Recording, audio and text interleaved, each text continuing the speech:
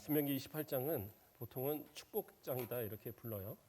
그러나 축복만 있는 것이 아니라 1절부터 14절까지는 축복이지만 그 뒤로는 다 저주의 말씀이 나와요. 그래서 축복과 저주가 다 이렇게 기록되어진 그러한 말씀입니다. 오늘은 앞에 27장에 대한 이야기를 좀 해야 돼서 그 내용과 함께 축복의 부분만 오늘은 좀 살펴보도록 하겠습니다. 신명기는 그 이스라엘 백성들이 광야 생활을 마치고 이제 가나안을 들어가야 되는 그 마지막 순간에 모세가 이제 자신은 이스라엘의 그 가나안 땅에 들어가지 못한다는 사실을 하나님으로부터 듣고 이 백성들이 광야에서도 워낙 그렇게 목이 곧은 백성이라서 하나님 말씀 거역하고 수없이 또 고난을 당하고 이러한 일들이 반복이었는데 이들이 또 가나안 땅에 들어가서 올바른 어떤 신앙생활을 하지 못하면 하나님께서 예비하시고 적과 꿀이 흐르는 땅을 주셨어도 그 안에서 그들이 복을 누리지 못할 것이 분명하거든요.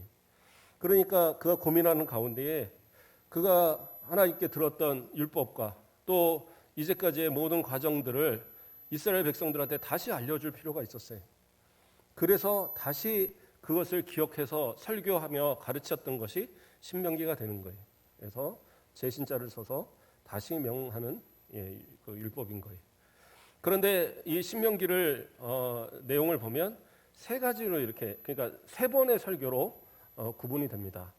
그래서 첫 번째 설교는 우리가 이제 처음 우리 신명기를 그 함께 공부할 때 쭉 살폈던 부분인데 이스라엘 백성들이 광야에서 어떻게 하나님 앞에 또 반역했고 또 하나님이 어떻게 그들을 이끌어내셔서 또 요단 그 동쪽에 그 자리까지 인도하셨는가 뭐 그런 내용들을 이제 설교하는 내용들이 첫 번째 단락이었고요. 그다음에 두 번째 설교는 이제까지 이제 우리가 좀 살폈던 그런 율법에 관계된 부분들, 율법의 수요와 또 하나님과의 언약과 또 그들이 그 하나님의 약속을 어김으로 인해서 두들판이 깨지고 새로 다시 만들어지고 이런 이제 과정의 이야기와 그 율법의 내용들에 대해서 이렇게 쭉 다시 설명을 한 부분들이 있었습니다. 그러나 이제 우리가 그 율법 언약에 대한 부분들은 우리가 살폈지만 그러나 이제 율법의 내용적인 부분은 살피지는 않았어요. 왜냐하면 이것은 뭐 그 우리가 이제 자주 접해야 될 부분들이기도 하지만 다 뭐 하나씩 이렇게 나열할 건 아닌 것 같아요. 그래서 십계명을 기준으로 해서 나눴던 말씀들에 대한 풀이니까 그래서 이건 좀 개인적으로 살피면 좋을 것 같고요. 그 다음에 세 번째 설교가 바로 27장, 28장, 29장 이렇게 이어지는 그래서 30장까지 이어지는 그러한 말씀으로 이렇게 되어지는 거예요. 그래서 이것이 세 번째 설교로서 이스라엘 백성들이 이제 가나안에 들어갔을 때 어떠한 것을 행해야 되느냐 그리고 어떠한 마음가짐으로 이 신앙을 지키면서 정착 생활을 해야 되느냐에 대한 부분을 세 번째 설교에서 이야기하고 있는 겁니다. 그 가운데 28장이 이제 중심이 되는 것은 27장에 어떤 얘기를 하냐면 이스라엘 백성들이 가나안 땅에 들어갔을 때에 그곳에서 행해야 될 어떤 기준의 이야기들을 합니다. 먼저는 가서 돌들을 취해서 거기다가 회치를 하고 그 회치한 거에다가 모든 율법을 다 기록하고 그리고 그곳에서 제사를 드리고 그곳에서 또 에발산과 그 그리심산에 각각의 6지파측을 세우고 거기다가 가운데 이제 언약궤를 맨 제사장들이 있어서 그들로 인해서 축복의 말과 저주의 말이 선포되면 그 말씀에 이 백성들은 아멘, 아멘 하고 그걸 받도록 그렇게 이제 명하는 그런 내용들이 27장에 쭉 기록이 됩니다. 그래서 그 내용을 우리가 조금 더 살펴보고 그리고 28장으로 넘어오도록 하겠습니다.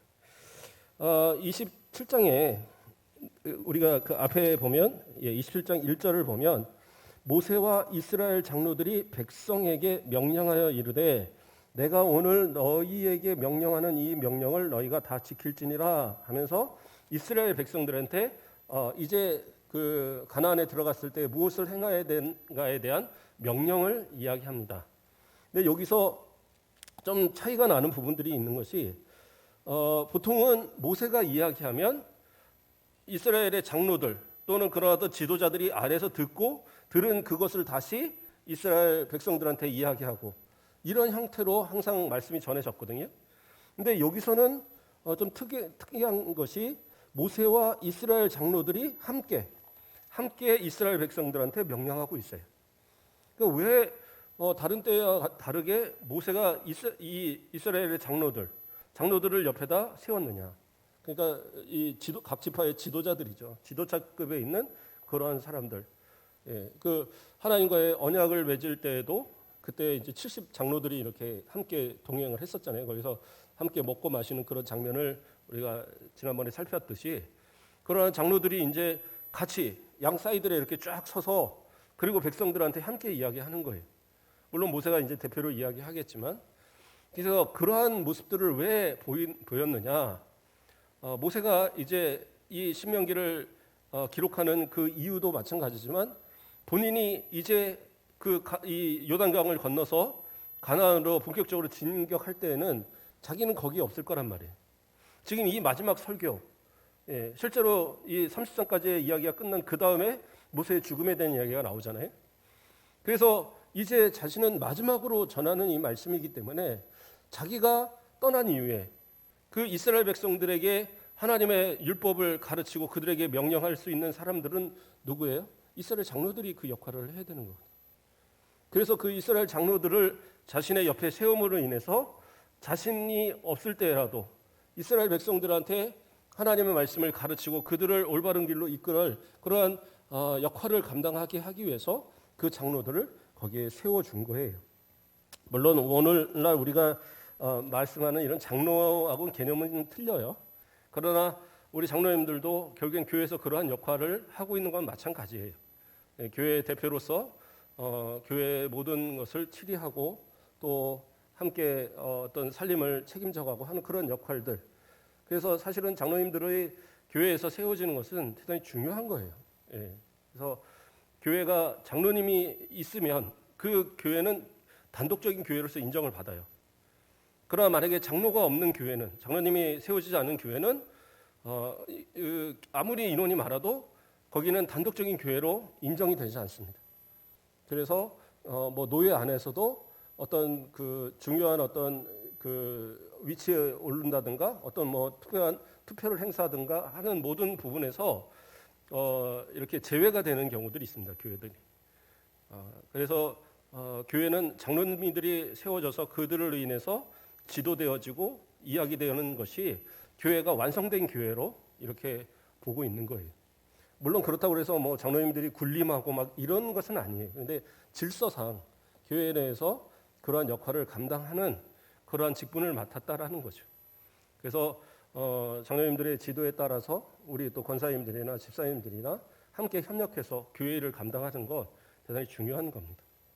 자, 그래서 이 장로들을 모세는 옆에 세우고 그래서 그들의 이 백성들이 그들을 자신이 없을 때 자신과 같이 따라주고 협력해 주기를 바라는 마음으로 그렇게 세우게 되었어요.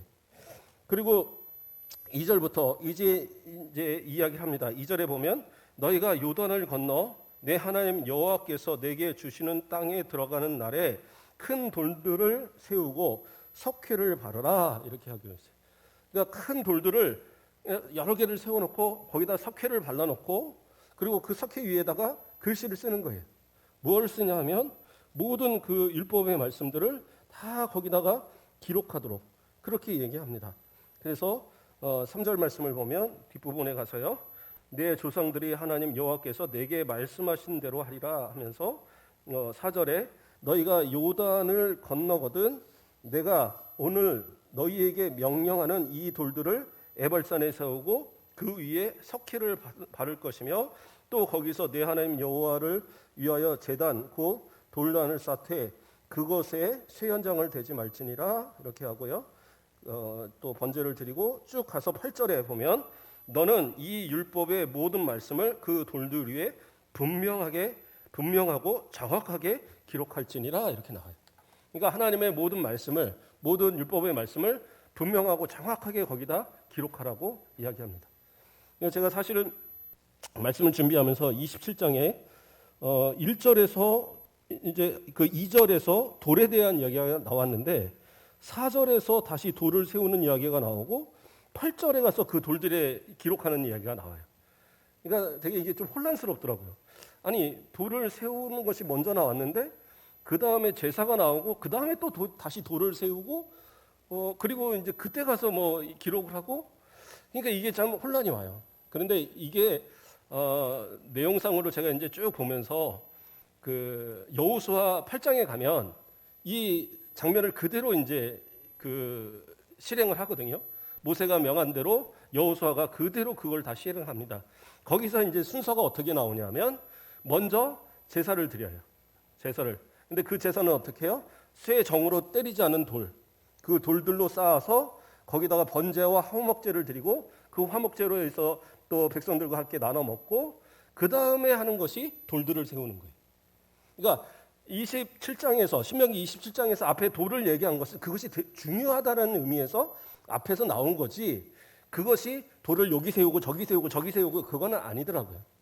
그래서 여호수아가 그걸 그대로 실행을 했기 때문에 어떻게 해요? 먼저 제사를 드리고 그 다음에 돌들을 세우고 거기다가 모든 율법을 다 기록을 하고 그 다음에 하는 것이 뭐냐 하면 각 에발산과 그리심산에다가 6지파들을 세우고 그 다음에 거기서 이제 율법의 어떤 낭독, 축복과 저주의 낭독이 이루어집니다. 이건 조금 이따가 더 좀 살펴보고요. 그러한 내용을 통해서 이제 설명을 하고 있는데 27장에 그 보면 11절부터 시작해서 죄송합니다. 15절을 보면 장색의 손으로 조각하였거나 부어 만든 우상은 여호와께 가증하니 그것을 만들어 은밀히 세우는 자는 저주를 받을지어다 할 것이요 모든 백성은 응답하여 말하되 아멘 할지니라 얘기하면서 그 에발산과 그 그림산에 위치했을 때에 저주의 말씀이 선포되고 그 저주의 말씀에 아멘 하라고 얘기 나옵니다. 근데 분명히 축복의 말과 저주의 말을 할 것이라고 얘기했는데 이 15절부터 여기 26절까지의 12번의 이 그 아멘 할지어다가 나오는데 12개가 다 저주예요. 축복이 아닙니다. 그러니까 12개의 저주가 쭉 나오고 다 그것을 아멘 하도록 그렇죠. 그것이 선포되는 것도 이제 에발산에서 선포가 되고요. 이것에서 약간 이제 또 저도 또 혼란이 오더라고요. 아니 축복과 저주를 이야기하라고 했는데 왜 저주의 말만 나오나? 그러니까 이제 28장으로 넘어갔을 때예요. 28장에 내가 내 하나님 여호와의 말씀을 삼가 듣고 내가 오늘 내게 명령하는 그의 모든 명령을 지켜 행하면 내 하나님 여호와께서 너를 세계 모든 민족에 뛰어나게 하실 것이라 얘기하면서 여기서 여호와의 말씀. 그러면 이 지켜야 되는 여호와의 말씀이 듣고 지켜 행해야 되는 여호와의 말씀이 무엇이냐라는 그것에 대한 질문이 던져지는 거예요. 그러니까 여기서 이제 학자들이 나뉩니다. 분리가 돼요. 어떤 사람들은 이것은 앞에서 말하는 12 저주에 대한 이야기다.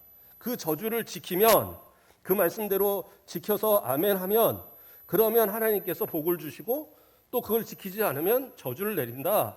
이렇게 해석하는 분들이 있고 또 하나는 그것은 저주고요. 이어서 축복이 나오잖아요. 그러니까 이것도 마찬가지로 그림산에서 선포되어졌던 그리심산과 에발산에서 선포되어졌던 그 말씀의 연장선이다. 그래서 이 28장의 1절부터 14절과 또 이후에 나오는 다시 저주도 다 에발산에서 발표된 것이다 라고 이렇게 얘기하는 분도 있고 또 하나의 그 이야기는 28장은 결국에는 축복과 저주의 어떤 그런 결과 그렇죠? 이것은 사실은 이렇게 할지어다가 아니라 이렇게 주시겠다라는 복에 또는 저주에 대한 이야기인데 이것은 앞에서는 뭐뭐 하지 말지어다 뭐뭐 하는 사람은 뭐 저주를 받을지어다 이런 내용으로 나오거든요. 다시 27장을 보면 아까 읽어드렸던 것처럼 또 두 번째를 봐도요.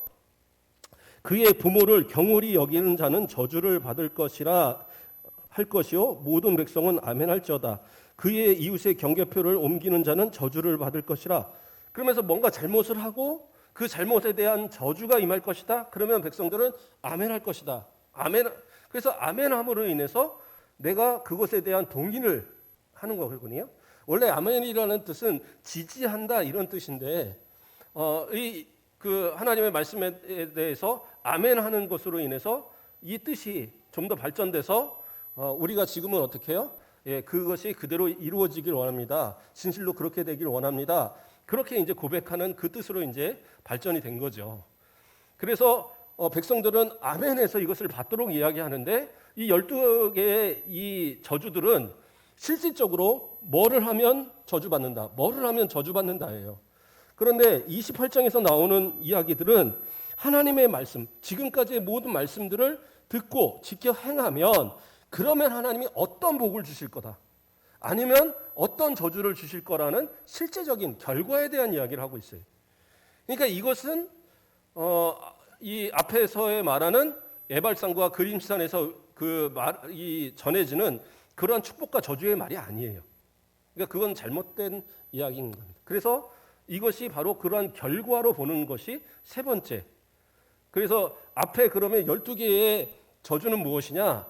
그러니까 12개의 저주만을 이야기한 것이 아니라 이것은 이스라엘 백성들이 나중에 그 에발산과 그림산에서 그 가운데서 여호수아가 제사장들과 함께 이 축복과 저주를 선포할 때에 그러한 형식으로 모든 율법을 다 그렇게 말하도록 되어 있는 거예요. 그래서 실제로 그 여호수아는 어떻게 해요? 그 모든 것들을 다 그대로 실행했다라고 나와요. 여호수아서 8장 35절 말씀을 보면 모세가 명령한 것은 여호수아가 이스라엘 온 회중과 여자들과 아이와 그들 중에 동행하는 거류민 앞에서 낭독하지 아니한 말이 하나도 없었더라 이렇게 나와요. 그러니까 낭독하지 않은 말이 하나도 없었더라. 뭐예요? 모든 축복의 말, 모든 저주의 말들을 하나도 빼놓지 않고 다 말했다는 거예요.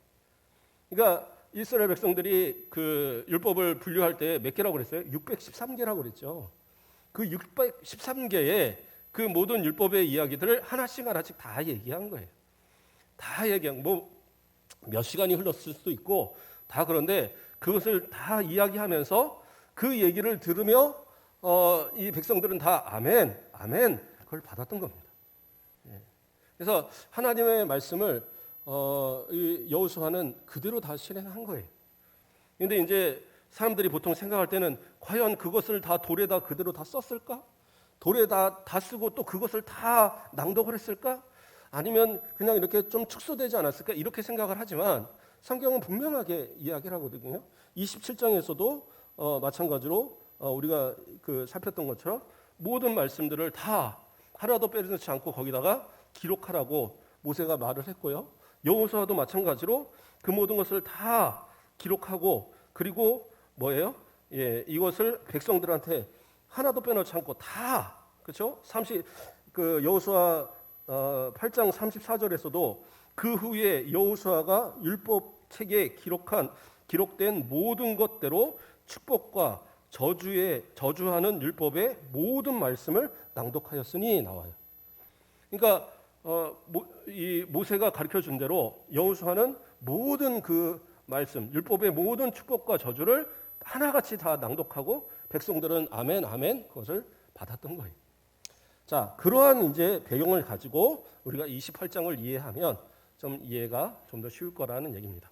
그래서 28장은 이 축복과 저주가 앞으로 에발산과 그 그림산에서 여호수아를 통해서 또 백성들한테 그 제사장들과 함께 전해질 그 말씀에 대해서 이것을 지킬 때에 그것을 듣고 지켜 행하면 하나님께서 어떠한 복을 주시고 그걸 지키지 않을 때에 어떠한 저주를 내릴 것이냐 그거에 대한 것을 신명기 28장은 우리에게 말씀해 주고 있다는 겁니다. 자, 다시 이제 신명기 28장으로 들어가 보겠습니다. 자, 1절을 보면 내가 내 하나님 여호와의 말씀을 삼가 듣고 내가 오늘 내게 명령하는 그의 모든 명령을 지켜 행하면 얘기하는데 여기서 또 내가 이게 이제 그 2인칭으로 해서 단수로 이렇게 표현을 하고 있거든요. 근데 이제 신명기를 이렇게 우리가 쭉 읽어보면서 보면 알지만 복수로 너희가 하는 때도 있고 내가 하는 때도 있어요. 그러니까 그건 뭐냐 하면 이스라엘 백성들을 공동체를 하나로 보는 거예요. 그러니까 누구 하나가 잘못을 했다고 해서 그것으로 인해서 그러면 그 사람만 떨어져 이게 아니라 이스라엘을 공동체로 봐서 그 공동체가 병들면 모두가 병드는 거예요. 또 공동체가 잘하면 그것으로 인해서 하나님의 복을 주시고, 그래서 신명기 28장은 개인적으로도 주시는 복이기도 하지만 그러나 실제로는 가정, 더 나아가서는 이스라엘 전체를 향한 복이에요. 그래서 우리가 잘 알지만 여리고성을 무너뜨릴 때에도 그때 잘했잖아요. 하나님의 말씀을 따라 순종해서 잘했는데 아이성과 전투에서 처음에 패하거든요. 패했던 이유가 뭐였어요? 아간이란 그 한 사람이 그 좋은 옷과 금덩이, 은덩이를 갖다가 그 텐트 밑에다가 숨겨놨다는 그 이유 때문에, 그 한 사람의 잘못 때문에 그 전체가 하나님 앞에 그 죄에 대한 책임을 졌어야 됐거든요. 그러니까 하나님은 개인에 대한 부분도 분명히 생각하시지만 그러나 항상 그 공동체적인 부분에 대한 책임들을 항상 생각하세요. 그러니까 우린 성도들도 그러한 부분들을 좀 생각할 필요가 있어요. 나 하나만 신앙생활을 잘하면 되지? 아니면 다른 사람 뭐 신경 쓸 거리 있나? 그게 아니라 교회는 공동체입니다. 물론 모든 교회는 그리스도 안에 다 하나지만 그러나 오늘날 각각의 개 교회도 그 역할들을 분명히 하고 있기 때문에 우리 순천 가곡교회도 마찬가지로 하나의 역할을 하고 있어요. 그러면 나 하나의 잘못으로 인해서 때로는 우리 교회가 욕을 먹을 수도 있고, 또 내가 하나를 잘함으로써 우리 교회가 또 하나님 앞에 영광이 되는 그러한 일도 분명히 있게 될 거거든요. 그래서 우리 성도들은 그냥 개인적으로 내가 나가서 뭐 사업을 하든 뭐든 그 가운데서 내가 성도로서 드러나야 될 상황들이 있을 때는 철저하게 교회를 생각하십시오. 그리고 하나님의 이름을 생각하시고, 그래서 하나님의 이름이 나로 인하여 더럽혀지지 않도록 항상 그 삶을 통해서 하나님의 이름이 거룩히 여김을 받고 우리 교회가 우리를 통해서 하나님의 어떤 그런 은혜가 우리 가운데에 정말 자랑되어지는 충만한 그런 은혜가 함께 누려지도록 그런 역할을 감당하셔야 될 것 같아요. 저는 가끔 그런 기도들도 하거든요. 제가 주일학교 아이들 가르칠 때도 항상 하는 얘기도, 너희들 유명한 사람들 되라. 유명한 과학자도 되고 유명한 어떤 정치가도 되고 유명한 사업가도 되고 유명한 연예인들도 되라. 그래서 정말 하나님 앞에 그 앞에서 하나님께 영광을 돌립니다라는 고백들을 좀 해라. 제가 그런 얘기들을 많이 했었거든요. 근데 왜냐하면 삶을 통해서 정말 어떤 복을 누릴 때는 그게 내 건 줄 알아요. 그러나 내가 한 것이 아니라 이건 하나님이 주신 거라는 생각을 갖지 않으면 그 복이 계속될 수 없고, 그리고 그 복을 위해서 많은 사람들의 기도가 있었다는 사실을 인정할 수가 있어야 되는 거예요. 그게 중요한 것 같습니다.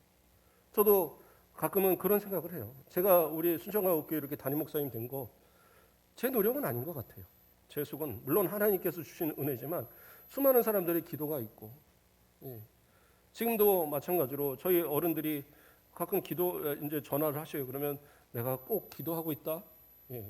그런 얘기들을 하셔요. 그런 어떤 친척들도 기도하고 있고, 또 뭐 돌아가신 분들의 또 어떤 기도도 있었고, 그러한 모든 기도의 열매들을 내가 거두고 있더라고요. 마찬가지로 오늘 뭐 기도하시면서도 우리 집사님도 기도했지만 목사님을 위해서 기도하는 우리 성도들의 그 기도가 또 제가 사역하는 힘이 되기도 하는 거예요. 마찬가지입니다. 우리 권사님들, 장로님들, 집사님들 다 내가 뭔가를 잘하는 것 같아도 결국에서는 우리 성도들의 기도, 누군가 나를 위해서 기도하는 그 기도들이 그것이 힘이 되는 거예요. 그렇지 않겠어요? 그래서 기도는 서로가 많이 나누고 그리고 서로 하나라는 그런 공동체 의식을 항상 좀 가질 필요가 있어요. 성도가 좀 아파하면 내 마음이 같이 아파야 되고, 성도들이 힘들어하면 같이 힘들어하고, 때로는 말 한마디에도 내가 말을 던질 때에도 이 말을 통해서 저 사람이 마음이 아프진 않을까? 이런 생각도 좀 한번 해보고, 그래서 내가 들어서 기분 나쁠 만한 말은 남한테도 하지 않는 거예요. 그게 좋은 것이고, 그래서 서로가 서로에게 하나 되어지는 그런 모습, 그게 공동체의 모습인 것 같습니다. 하나님께서는 그렇기 때문에 이 공동체를 하나로 보시고, 또 모세도 마찬가지로 이 공동체를 하나로 말하며 네가라는 그런 단어로서 이 전체에 대한 이야기를 하고 있는 거예요. 예, 그 가운데 이제 그 또 말씀을 좀 살펴보겠는데요. 자, 1절에서 그렇게 하나님의 말씀을 듣고 또 이것을 지켜 행하는 사람들에게 있어서 세계 모든 민족 위에 뛰어나게 할 것이다. 그 민족을, 이스라엘 민족을 세계 민족에 뛰어난 민족으로 만드시겠다는 얘기예요. 물론 개인적으로도 세계 민족 위에 뛰어난 개인을 만드시겠지만, 그러나 이스라엘 전체가 함께 이 복을 누리기를 원하는 그러한 모세의 이야기가 되는 겁니다. 2절에서도 마찬가지로 28장 2절을 보면 내가 내 하나님 여호와의 말씀을 청종하면, 그렇죠, 듣고 따르면 이 모든 복이 어떻게 해요? 내게 임하며 내게 이르리라. 하나님께서 이제부터 이야기하는 모든 복이 너에게 임할 것이다 라고 이야기하는 거예요. 자, 그러면 3절부터 이제 본격적인 그러한 복에 대한 이야기를 하고 있습니다. 이제 복을 쭉 살필 텐데요. 3절부터 6절까지는 물론 공동체 적용되지만 약간 개인적인 적용이 더 나타나는 그런 부분입니다.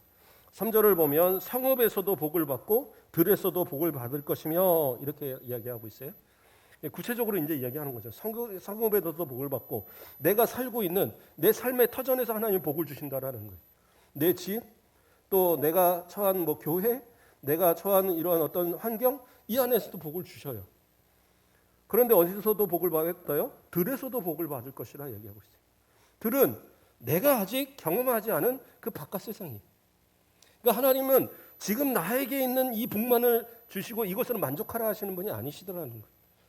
하나님 앞에 충성을 다하고 그 말씀대로 신실하게 아멘하고 지켜가는 그 성도들에게 있어서는 하나님이 예비하신 더 다른 복들이, 그 축복들이 기다리고 있다라는 거예요. 그러니까 우리는 그러나 항상 내가 할 수 있는 딱 그것만을, 내가 완전히 잘할 수 있는 그것만을 자꾸 생각한단 말이에요. 그러나 어떤 새로운 도전, 새로운 어떤 노력, 새로운 수고, 그러한 것들도 때로는 더 큰 은혜를 받게 되는 그런 기회가 될 수 있어요. 그래서 하나님은 어떻게 해요? 그 말씀을 듣고 또 지켜 행하는, 그 청종하는 모든 사람들에게 성읍에서도 복을 받고 들에서도 복을 받을 것이다. 그렇게 복이 선포되고 있는 거예요. 4절 말씀은 뭐라고 합니까? 내 몸의 자녀와 내 토지의 소산과 내 짐승의 새끼와 소와 양의 새끼가 복을 받을 것이며, 여기는 뭐예요? 내 자녀가, 그 다음부터는 뭐예요? 땅의 소산, 짐승의 새끼, 결국엔 가축을 얘기하는 것이죠. 이것이 번성할 것을, 그러니까 땅이 번성하고 또 이 그 가축이 번성하듯이 앞에서 내 자녀가, 내 몸의 자녀가 또 복을 받는 건 뭐예요? 자녀들이 번성할 것을 이야기하는 겁니다. 이 당시는 많은 자녀를 갖는 것이 하나님의 복으로 여겼습니다. 물론 지금도 자녀들을 많이 낳는 것이 저는 좋다고 생각을 하는데, 또 경우에 따라 많이 못 낳는 분도 있고 또 낳지 못하는 분도 있긴 하지만, 그러나 이 당시에 어쨌든 풍습으로서는 많은 자녀를 갖는 것이 상당히 복이었어요. 그래서 땅에 소출이 많아지고 그 가축들이 많은 생산을 하고 자신의 자녀들도 그렇게 많아지고 또 잘 되는 복, 그러한 복들이 있게 될 것이다. 또 5절은 뭡니까? 내 광주리와 떡반죽 그릇이 복을 받을 것이며, 일용할 양식에 대한 하나님의 복을 주신다라는 거예요. 그 식재료까지 하나님의 복을 주시는 은혜. 그렇죠? 먹고 사는 문제 하나님이 해결해 주신다는 거예요. 그러니까 하나님께 맡기고 하나님 말씀에 순종하면 하나님이 그 광주리, 그렇죠? 많은 그 식료품을 담는, 과일을 담는 그런 광주리, 그리고 떡반죽 그릇까지 복을 받을 것이다. 그리고 6절은 뭐라고 나와요? 내가 들어와도 복을 받고 나가도 복을 받는다. 들어온다는 것, 또 나간다는 것, 뭡니까? 삶의 전반을 얘기하는 거예요. 일하러 나가고 또 쉬러 들어오고, 때로는 무엇인가를 또 계획해서 가서 그것을 하고 또 다시 들어오고, 이런 모든 삶에 쉬고 또 일하고 하는 모든 과정들을 하나님께서 다 복을 주시겠다. 삶의 전반에 하나님의 복이 함께 하시긴다라는 약속의 말씀이 되는 겁니다. 이것은 이제 개인적이기도 하고 또 어떻게 보면 공동체적인 이야기이기도 합니다. 그러나 이제 7절부터는 좀 본격적으로 공동체에 더 적용이 많이 되는 그러한 내용들이 나와요. 7절을 보면 여호와께서 너를 대적하기 위하여 일어난 적군들을 내 앞에서 패하게 하시리라. 그들이 한 길로 너를 치러 들어왔으나 내 앞에서 7길로 도망하리라 이렇게 얘기하고 있어요. 자, 한 길로 치러 왔는데 7길로 도망한다. 그 7이라는 숫자는 이스라엘 사람들한테는 완전수로 보거든요. 완전수. 그러니까 왜 완전수냐? 하늘의 수가 3이고 땅의 수가 4라서 합쳐지면 7을 완전수로 보는 거예요. 자, 그런데 그 7이라는 숫자의 완전수를 여기다 적용한 이유는 뭐냐? 7길로 도망간다는 것은 완전히 흩어져서 완전히 다시는 회복되지 못하도록 완전히 쓸어버리신다는 얘기예요. 그러니까 원수들이 우리를 대적하여도 하나님께 순종하고 하나님의 말씀을 따라 살아가는 그 사람들을 대적하는 그들을 하나님께서 완전히 쓸어서 다시는 대적하지 못하도록 하나님 그렇게 만들어 주신다. 그러니까 이스라엘은 왕이 없었잖아요. 사울 왕이 나타나기 전까지는 왕이 없었어요. 사사기의 시대도 사사들은 왕이 아니에요. 하나님께서 필요에 따라 세워진 지도자이긴 하지만 왕은 아니었습니다. 그래서 때로는 대를 이어가기도 하지만 그냥 또 새로운 사사가 나타나기도 하고, 그러나 그 모든 것은 뭐예요? 하나님이 왕이 돼서 다스리시기 때문에 가능한 거예요. 그래서 하나님의 말씀에 청종하고 하나님의 말씀을 듣고 지켜 행하는 그때에는 하나님이 복을 주셔서 지켜주시지만 만약에 따르지 않으면 어떻게 해요? 하나님이 함께 하시지 않는 거예요. 그래서 그 이야기를 하고 있는 겁니다. 그래서 그 지켜 행하는 자들을 위해서는 그 대적들을 하나님께서 멸해 주시는, 그래서 완전히 쓸어서 다시는 이스라엘을 넘보지 못하도록 만드시는 그러한 모습이 있다라는 거예요. 자, 8절의 말씀에서 뭐라고 합니까? 여호와께서 명령하사 내 창고와 내 손으로 하는 모든 일에 복을 내리시고 내 하나님 여호와께서 내게 주시는 땅에서 내게 복을 주실 것이며, 이렇게 하고 있어요. 창고, 나라도 마찬가지겠고요, 또 개인도 마찬가지일 겁니다. 그 창고는 뭡니까? 먹을 것을 비축하는 거죠. 그래서 이것을 통해서 어떤 어려움이 닥쳐도 그때 그것을 꺼내서 쓸 수 있는, 그래서 사람들이 저축을 하는 이유잖아요. 그런 것처럼 그 창고가 차고 넘치도록 있어서 어떠한 상황에서도 그 곤란을 당하지 않도록 하나님이 그것을 채워주신다라는 거예요. 근데 그 다음 말씀이 저는 더 중요하다고 보는데, 내 손으로 하는 모든 일에 복을 내리시고, 손으로 하는 일. 그러니까 무슨 하늘에서 그냥 뚝딱하고 무슨 일확천금이 떨어지는 게 아니라 내가 손으로 수고하고 그 하나님의 주신 은혜를 따라서 내가 최선을 다하여 살아가는 그 삶에 하나님이 복을 주신다라는 거예요. 기회를 타서 이거는 나한테 복이 될 거, 이거는 내게 이득이 될 것 같고, 이거는 이득이 별로 안 될 것 같고, 이건 내가 해도 되는 일 같고 안 해도 되는 이런 재고 이런 거 말고, 내가 주어진 일에서 최선을 다해서 정말 열심을 다해 수고하면 그것을 갚아주시는 분은 누구예요? 하나님이시다라는 거예요. 하나님이 갚아주실 것을 믿고 열심을 다하는 그들에게 하나님께서는 복을 주신다. 그것에 대한 약속을 하고 계신 거예요. 자, 이어서 그 9절은 뭐라고 합니까? 여호와께서 내게 맹세하신 대로 너를 세워 자기의 성민이 되게 하시리니, 택하신 백성을 삼으신다는 거죠. 그 약속한 대로. 그 이는 내가 하나님 여호와의 명령을 지켜 그 길로 행할 것임이라. 그러면서 그렇게 행하는 자가 어떤 복을 받아요? 땅의 모든 백성이 여호와의 이름이 너를 위하여 불리는 것을 보고 너를 두려워하리라. 자, 여호와의 이름이 너를 위하여 불린다. 이스라엘을 위하여 불린다라는 거예요. 앞에서 성민이 되게 하리니, 여기에는 하나님께서 택하신 거룩한 백성이 되게 하겠다라는 얘기시잖아요. 이스라엘을 향한 이야기입니다. 그래서 이스라엘 백성들이 어떻게 해요? 하나님의 맹세, 그 약속하신 대로 하나님의 말씀을 지키는 그들에게 있어서는 어떻게 해요? 그들을 하나님이 도와주셔서 여호와의 이름이 바로 이스라엘의 하나님이다라고 불려지는 거예요. 그렇게 했을 때 많은 사람들이 보고 두려워하는 모습들이 나타나게 될 것이다. 이렇게 이야기하고 있어요. 우리가 지난번에도 좀 살펴봤었지만 그 엘리 제사장의 아들들이 하나님의 괴를 가지고 전쟁에 나갔을 때 블레셋 사람들이 상당히 두려워했거든요. 왜냐하면 전쟁에 능하신 신으로 알고 있는 여호와의 이름으로 나왔거든요. 그 여호와의 임재의 상징인 여호와의 괴를 들고 나왔기 때문에 그들이 우리는 이제 죽었다.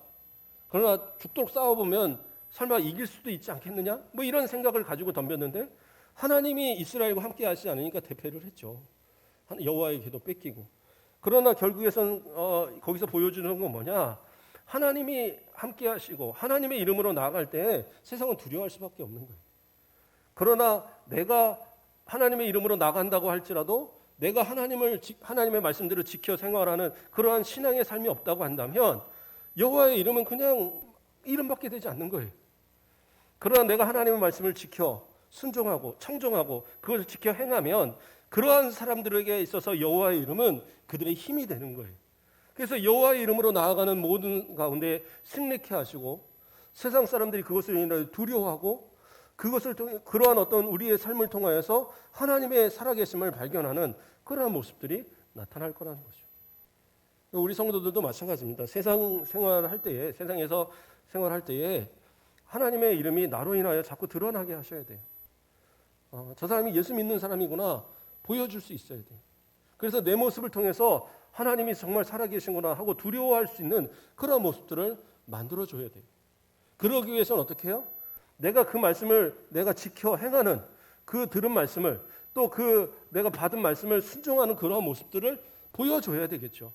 저 사람들은 저렇게 하나님 말씀대로 사니까 그렇게 복을 받는구나. 저렇게 하나님의 뜻대로 살아가는 사람들을 대적하면 하나님이 저렇게 막아주시는구나. 이런 것을 보고 느끼게 만들어야 되는 거예요. 그게 우리의 모습들인 겁니다. 그러나 그러한 신앙의 결단이 없으면 어떻게 해요? 하나님이 복을 주셔도 이게 하나님이 복을 주신 건지 아닌지 그러고 모르고 살아가는 거예요. 사람들이 물어보면 그냥 어쩌다 보니까 됐죠. 그게 아니에요. 하나님의 은혜로 살아가는 우리들인데. 그래서 여호와의 이름이 우리를 통해서 자꾸 드러나게 하셔서 세상 사람들로 하나님을 두려워할 수 있도록 그러한 모습들을 만들어 가야 돼요. 이 코로나나 이런 때에도 교회를 향하여 감히 욕하지 못하도록 그렇게 만들어 가야죠. 그들이 오히려 하나님을 두려워하고 이런 때에 우리의 범죄가 우리의 타락이 우리의 정말 이러한 것에 대한 경종이 울리는 그러한 것이구나 스스로 깨닫도록 만들어야 돼요. 그러기 위해서는 어떻게 해요? 그리스도인들이 똑바로 해야 돼요. 방역 같은 거 잘 지키시고 그러면서도 정말 성실한 모습을 보이고 호박 나이트 막 뭐 터졌다고 그래도 전국에 나이트 문 닫아라 이런 사람은 아무도 없더라고요. 근데 교회에서는 하나만 터져도 교회가 뭐 막 요구를 해요. 왜요? 우리를 통해서 여호와의 이름이 두렵게 여겨지지 않으니까 그래요. 세상이 하나님의 이름을 두려워하도록 우리의 삶이 달라져야 될 이유가 됩니다. 자, 13절에서 12절에서 여호와께서 너를 위하여 하늘에 아름다운 보고를 여시사 내 땅에 때를 따라 비를 내리시고 내 손으로 하는 모든 일에 복을 주시리니 내가 많은 민족에게 꾸어질지라도 너는 꾸지 아니할 것이요. 이렇게 나가요. 여호와께서 하늘에 보고 하늘에 어떤 그 보물 창고가 있다라는 거죠. 그 보물 창고에서 하나님은 어떻게 해요? 우리의 필요에 따라 내려주시는 비. 그러니까 이스라엘에는 물이 그렇게 풍부한 동네가 아닙니다. 그래서 가뭄이 들으면 농사가 되지 않아요. 그러나 때에 따라 도우시는 이른 비와 늦은 비가 있어서 그 비를 통해서 그것이 적절하게 내릴 때 풍성한 열매를 맺는 거예요. 그렇기 때문에 하늘의 보고를 열고 하나님께서 우리의 필요에 따라서 꼭 비뿐만 아니라 필요한 모든 것들을 때에 따라 주시는 은혜가 있을 것이다.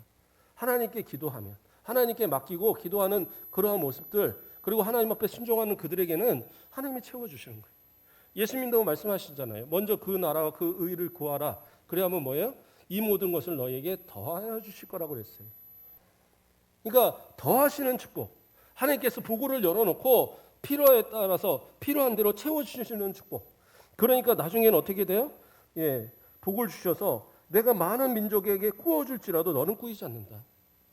이스라엘 백성들이 하나님 앞에서 복을 받아서 다른 민족들에게 구걸하고 그들한테 이렇게 뭔가를 부탁을 하고 이런 민족이 아니라 나누고 주고 베풀어도 모자르지 않는 그러한 축복을 누리게 하겠다라고 약속하고 있는 거예요. 그러니까 성도들은 너무 막 이렇게 그 돈에 노예가 되고 그런 모습을 가져서는 안 돼요. 좀 풍족한 삶의 모습도 보일 수 있어야 돼요. 돈이 많아서 풍족이 아니라 그러한 마음에 좀 풍족을 가질 필요가 있을 것 같아요. 그래서 어떤 가난한 사람들 또는 필요한 사람들을 위해서는 때로는 나눠줄 수도 있고, 그렇죠? 그런 어떤 부분에 있어서 인색하지 않아야 될 그런 모습들이 필요한 겁니다. 제가 예전에 그 서울에 가면 그 청량리라고 있는데 청량리 역 앞에 그 거지 한 분이 계셔요. 할아버지 거지 한 분이 계시더라고요. 근데 제가 지나가는데 저한테 배고파 돈 좀 줘 그러는 거예요. 앉아갖고. 그런데 주머니를 뒤지니까 보니까 이제 10,000원짜리 하나 하고 100원짜리 하나 있는 거예요. 근데 10,000원은 줄 수가 없죠. 저거 이제 차비도 하고 해야 되니까.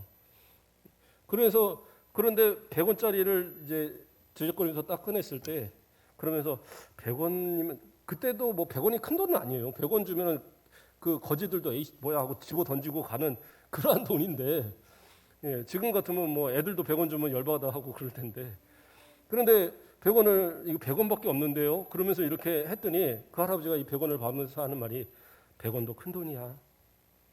고마워. 그리고 이제 가시더라고요. 근데 제가 거기서 크게 한 방 맞았어요. 아, 100원도 큰 돈이야. 나는 안 받겠지? 하고 이렇게 줬는데 100원도 큰 돈이야.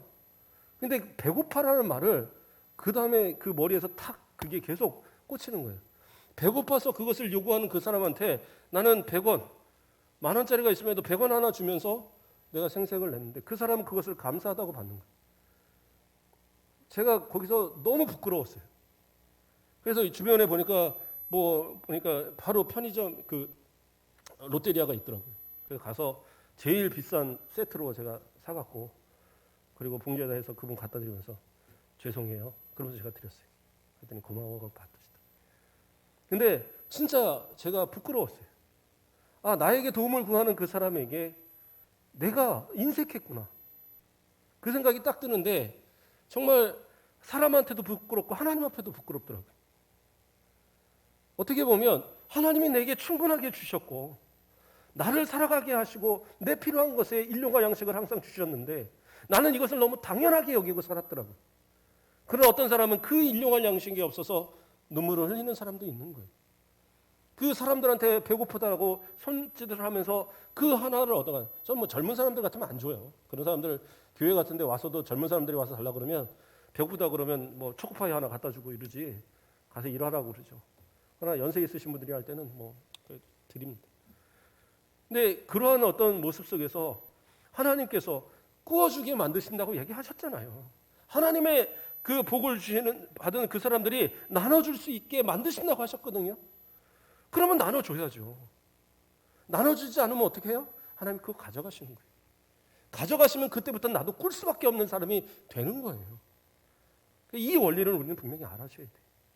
그래서 하나님의 말씀을 지켜 행하는 사람, 하나님께서 그 삶에 복을 주신 그 사람들은 구워주는 삶이 있어야 돼요. 구워주라니까 그 다음에 받아야죠. 그게 아니라 베푸는 삶을 살으라고 말씀하고 있는 거예요.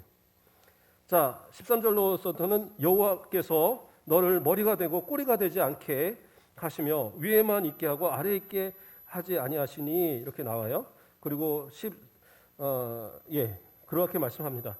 그리고 이어서 오직 너는 내가 오늘 내게 명령하는 내 하나님 여호와의 명령을 듣고 지켜 행하며 내가 오늘 너희에게 명령하는 그 말씀을 떠나 좌로나 우로 치우치지 아니하고 다른 신을 따라 섬기지 아니하면 이와 같으리라. 하나님께서 머리가 되고 항상 앞선 민족, 항상 모든 것을 선도하는 그런 민족을 만드시고 또 개인적으로도 마찬가지예요.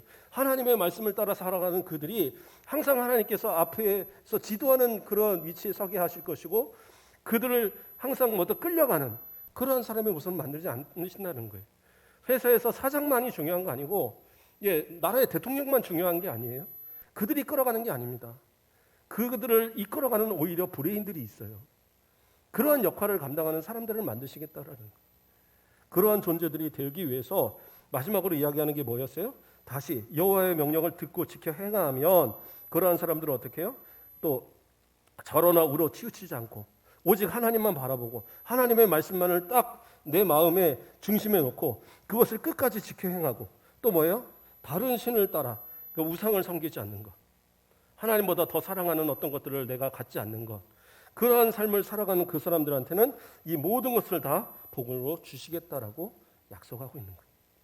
이게 이제 이 1절부터 그러니까 3절부터 이야기하는 이 여러 가지 복에 대한 이야기들을 신명기 28장에서는 이야기하고 있는 겁니다. 하나님의 말씀은 지금도 마찬가지입니다. 그 말씀을 듣고 또 지켜 행하는 사람, 그 말씀을 청종하는 그들에게는 동일하게 이러한 복들이 오늘도 우리에게 약속되고 있는 줄 믿습니다. 그래서 복 받기를 소망하면 뭐 그렇다고 해서 이렇게만 하면 하나님이 복을 주시고 뭐 그런 복 받기 위해서 이렇게 해야지, 이게 아니라 우리는 이미 하나님의 백성이잖아요. 우리는 이미 하나님의 자녀들이에요. 그렇기 때문에 대한민국 사람들이 대한민국 헌법을 지키고 법을 지켜 살아가야 되는 것이 당연한 것처럼 우리는 당연히 하나님의 말씀을 따라 살아가야 되고, 그 살아가는 자들에게 하나님께서는 더하여 복을 주시겠다고 약속하시는 거예요. 그러니까 이 복을 누리는 것은 우리들이 하나님 앞에 어떻게 신앙생활하느냐에 따라서 누리게 될 복들이에요. 또 일주일 살아가시면서 정말 하나님의 말씀을 어떻게든 힘들어도 지키려고 몸부림쳐 보시고 겸손하게 하나님의 말씀을 따라 살면서 약속하신 모든 복들이 우리와 또 우리 가정과 우리 후손들에게 넘치기를 주님의 이름으로 축복합니다. 기도하겠습니다. 사랑의 하나님, 감사를 드립니다. 우리를 사랑하여 주시고 아버지여 또 말씀을 통하여 약속하신 복들을 우리가 생각하게 하심을 감사를 드립니다. 말씀을 들었으면 지켜 행하게 하시고, 말씀을 들으면 그 모든 말씀에 순종하는, 그리고 그것을 따라 행하는 우리들이 되도록 인도하여 주시옵소서. 모든 것은 하나님 더하시는 축복으로 채우실 줄 믿사오니 우리에게 있어서 아버지 세상 것으로 인하여 마음이 흔들리지 말게 하시고, 아버지 앞에만 마음을 정하고 아버지 주님보다 더 사랑하는 것 내 마음 가운데 두지 않고 오직 주님이 바라보시기에 합당한 삶의 모습으로서 복을 주시기에, 결코 하나님께서 채워주시기에 아버지여 정말 넘치는 은혜로 더하며 살아가는 그런 우리 모든 성도들 되도록 함께하여 주시옵소서. 감사합니다. 예수 그리스도의 이름으로 기도드립니다. 아멘.